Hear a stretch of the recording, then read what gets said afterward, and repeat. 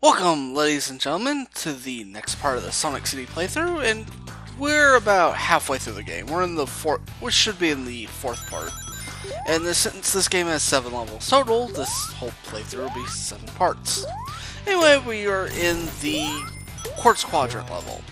And this level, obviously not being the water level like the previous part, well, this level doesn't get talked about a whole lot in terms of levels that get talked about in Sonic CD. Mostly, you hear the first level, because it's the first level. Then you hear people talking about Tidal Tempest, because it's a water level. And of course, everyone on the internet has to complain about water levels, even when they're really not that bad.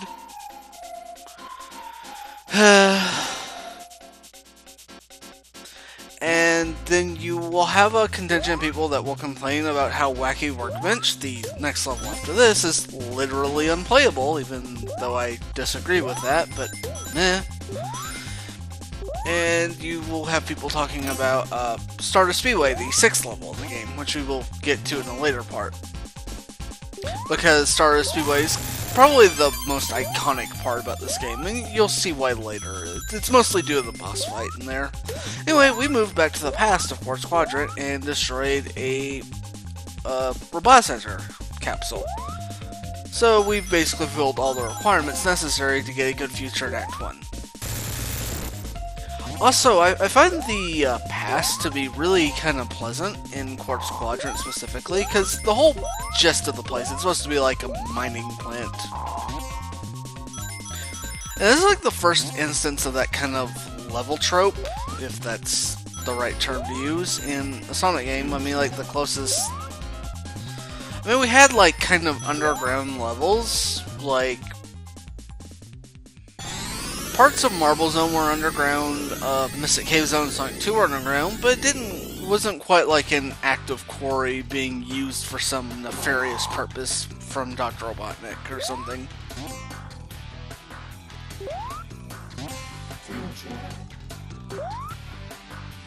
I don't know.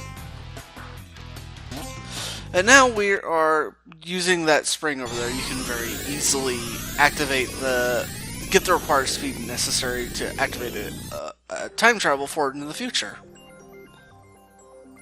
And now we're in the good future of Quartz Quadrant. As you can see by the little F icon in the bottom left-hand corner. I mean, you probably... The little icon in the bottom left will actually tell you what time period you're in.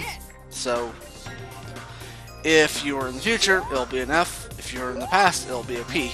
And it'll just be the normal lives icon if you're in the present. It's not really necessary because I don't think there'll be any point in the game which you're confused about what time period you're in. But hey, it's a thing.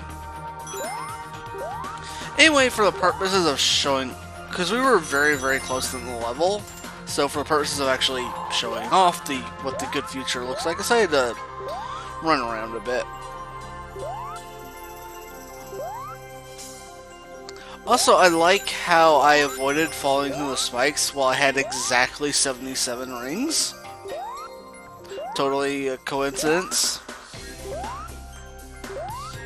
Well, this is a general theme with all the good features in Sonic CD, but I just like how upbeat and happy it is. It kind of gives this little sense of accomplishment of actually going around and fixing all the problems in the game, like destroying all of the roboticizers and stuff. It's optional, it's not really required to do it, but it has this kind of feel-good thing going for it. Which is something other games don't necessarily manage to hit home very well. Like, they can give you all these tasks to do, and will try to hit the point home that doing this makes you a good person, but it just doesn't feel the same. So that's something Sonic CD does pretty well. Anyway, we're in the 4th special stage with, actually, I think that's one of the best backgrounds in all the special stages. Anyway, the special stages do get progressively harder the more you do them. Well, doing the song repeatedly won't make it harder, but obviously they're designed in sequential order to be more difficult.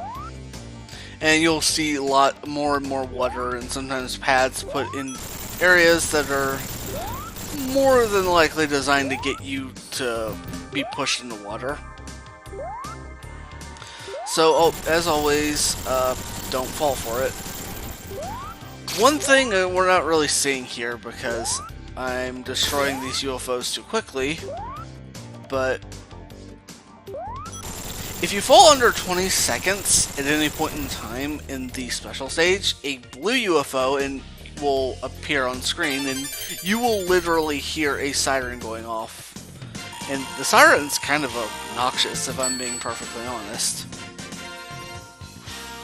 And destroying this new blue UFO will not reduce your UFO count for the purposes of getting a time stone. However, it will give you an extra 20 seconds, and this will happen ad infinitum. So if you fall below, so if you hit it exactly at 20 seconds, you can go up to 40, and if you fall below 20 seconds again, another time UFO thing will appear. So you can just abuse it forever until you manage to finish the special stage, or you just run into water a lot and run out of time and lose. Which is usually what's going to happen with most people, let's not lie. The special stages are known for being kind of tricky in Sonic CD for a reason. Personally, I had gotten so used to how the special stages worked in the Sega CD version, that the fact that in the Steam release they run it at full 60 frames per second is always throws me off guard, and I find them more difficult for that reason. Anyway, we're in the bad future of Quartz Quadrant, and I love this music here. It's one of my favorites.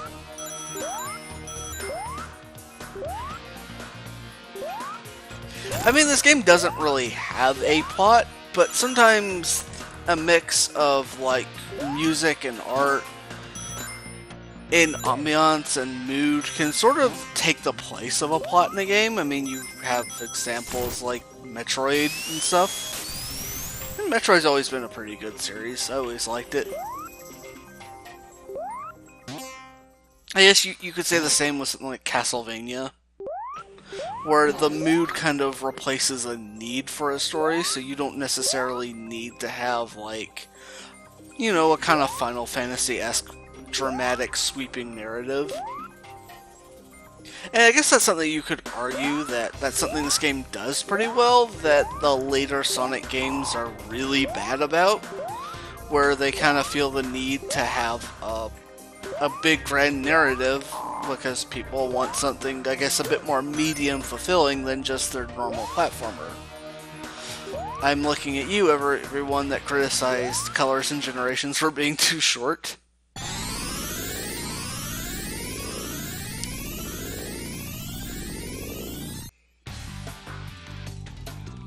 That's not necessarily a bad thing, but I think this is a case of mismatched expectations. I think there would be more return on investment by going the approach of this game, not necessarily copy this game's level design, which is definitely the most contentious part about CD. I mean, it's just copying sort of the feeling of like this mix of great art, music, ambiance, and general mood and feeling, so that it can kind of take the place of a plot and kind of give those people what they're looking for, because otherwise you end up with what people refer to as sort of the mistakes of the adventure era. And, you know, people can argue and debate about the qualities of those games, but nowadays, in the year 2018, they're not remembered very fondly. And that's just on a mechanical front. In terms of narrative structure and storytelling, they are not exactly, how should I put this in an elegant way? They're not known as being the pinnacle of video game storytelling, and for good reason. Anyway, if you destroy the Metal Sonic projector thing is all the way back here, and we're on our way to destroy the roboticizer.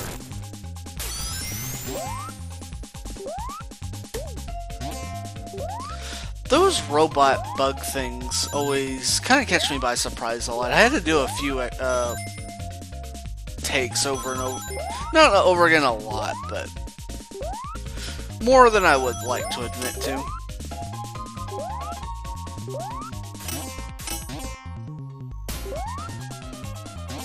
And if they get you, it doesn't actually damage you, fortunately, but it does catch you in a little bit of a web that will slow you down. And there is the roboticizer capsule. So that's done. Also, the thing with the tubes is that sometimes they can time travel you, but their physics, especially in, well, the physics in the 60 version can be really inconsistent. Sometimes it works, sometimes it doesn't. I was pretty fortunate in my playthrough of this game that it worked for me. And, well, if it didn't work, you wouldn't be seeing that take. Would you? In the Steam release, it pretty much works all the time. I actually haven't played that much of Steam release, so I'm assuming it works. Feel free to correct me if I'm wrong. And now we're in Quartz Quadrant Act 3, and since we got good futures both Act 1 and Act 2, we're in good future here. So we're perfectly on track for the good ending in the game. Well, we got a few more levels to go, but we're on track. It doesn't mean we've gotten there yet. And I do love this good future music, especially in the US version. It's actually one of the reasons I chose it, because it really adds to sort of the mood. And I like how the good future and bad future musics have, like, sort of similar compositions. They started at a similar place, like similar riffs, but then they sort of veer off partway through.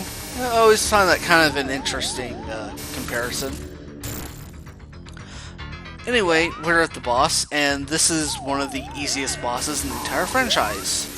What you do is you literally just keep dodging those balls. Like, I'm guessing it's supposed to be like some kind of explosive. I don't know. Don't touch the spikes on the left, that actually hurts. You can't hurt Robotnik. He will just eventually keep lowering further and further until he accidentally destroys himself. And that's that. I'll see you guys next time on this playthrough of Sonic CD.